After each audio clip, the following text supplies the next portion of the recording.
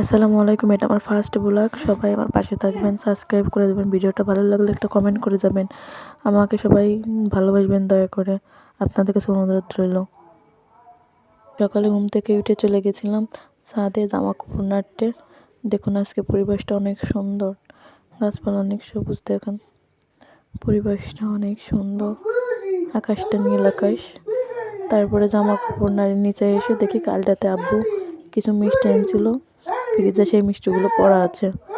সেখান থেকে একটা মিষ্টি খেলাম।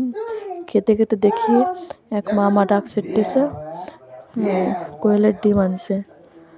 তারপরে তাড়াতাড়ি যাই সে কোয়েলের ডিম আনতে গেলাম। দেখুন মিষ্টিটা অনেক কি ছিল।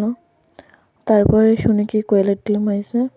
তারপরে 100 ডিম কিনে আনতে গেলাম। এই দেখুন ডিমগুলো। বাসায় এসে দেখি যে এই কলিজাগুলো আম্মু কেটে রাখছে, রান্না করবে। তারপরে বিকেলের দিকে একটু মার্কেটে গেছি, স্বর্ণের দোকানে। এখান থেকে কিছু জিনিস নেওয়ার আছে। দেখুন তো কার কেমন লাগলো এই পায়েলগুলো, এই আংটি। এখানে অনেক জিনিস আছে, কার কোনটা পছন্দ কমেন্টে বলে যাবেন।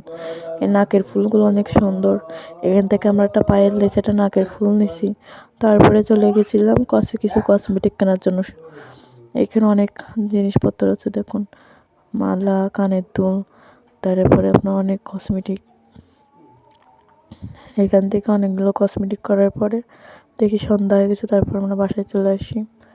দেখুন এই দোকানটাতে আপনি অনেক কিছু পাবেন, পুরো একটা